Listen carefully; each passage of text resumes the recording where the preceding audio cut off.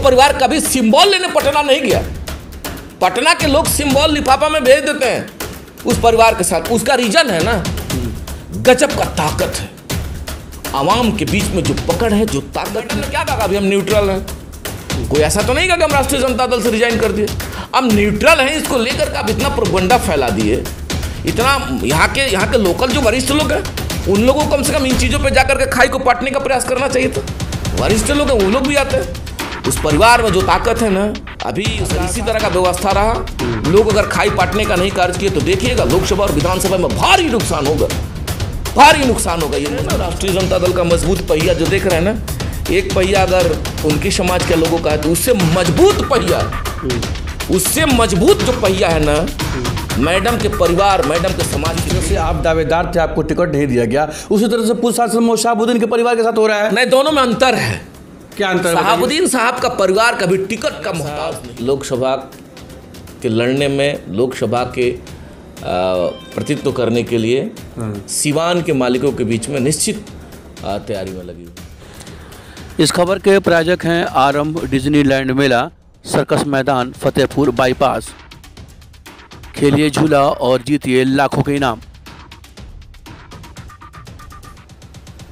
Doctor Manjeet Ranjan, Jhunapur, Bindusar road, Siwan.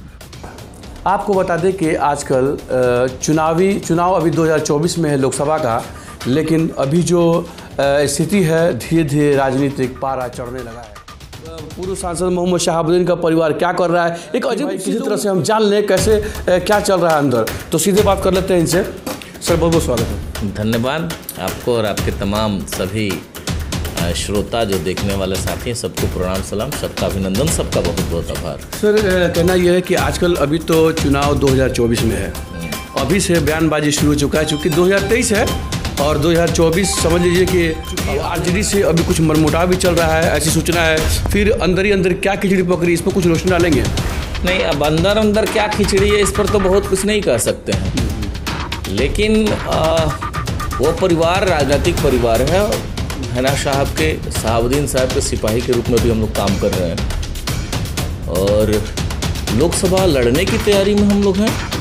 अब कौन क्या कह रहा है, क्या चल रहा है, नहीं चल रहा है, ये बहुत जानकारी हम लोगों को नहीं, लेकिन मजबूती के साथ लोकसभा के लड़ने में, लोकसभा के प्रतिनिधित्व करने के लिए सिवान के मालिकों के बीच में निश्चित तैयारी। जिस तरह से आप दावेदार थे, आपको टिकट नहीं दिया गया, उसी तरह से पूर्व सांसद मोहम्मद शहाबुद्दीन के परिवार के साथ हो रहा है। नहीं, दोनों में अंतर है। क्या अंतर है? शहाबुद्दीन साहब का परिवार कभी टिकट का मोहताज, बात को समझने की जरूरत है। अजय चौहान जैसा कार्यकर्ता टिकट के पीछे भागेगा जरूर, हो सकता है। हम दिन रात लग रहे हैं, झंडा धो रहे हैं, बांध रहे हैं, दरी बिछा रहे हैं, तो ये लालच है कि टिकट मिल जाएगा तो काश हो सकता है हम एमएलए बन जाए, एमएलसी बन जाए, हो सकता है। लेकिन वो परिवार पर अगर कोई कहेगा टिकट की बात तो नहीं, बाटा लग जाएगा। वो परिवार एक अलग सिद्धांत का परिवार है और साहब ने लोगों के सिंबल लेने पटना नहीं गया। पटना के लोग सिंबल लिफाफा में भेज देते हैं। उसका रीजन है ना, गजब का ताकत है आवाम के बीच में, जो पकड़ है, जो ताकत है, मतलब उसका बयान नहीं किया जा सकता। इस वजह से पार्टी के लोग टिकट लेकर के खड़ा रहते हैं और आज भी टिकट को लेकर के मामला नहीं है। हाँ, ये जरूर मामला कहाँ से बिगड़ा, हम अपनी बात जो हमको जानकारी है। जी।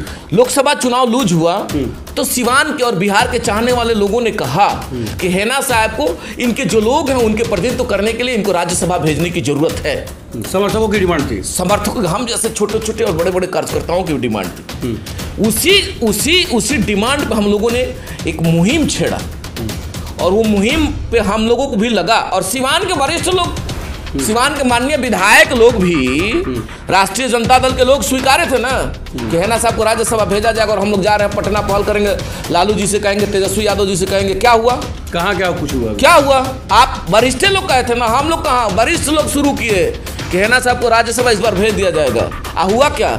माइनॉरिटी से जिनको कोई एक व्यक्ति नहीं जानता है और डील कितना हुआ?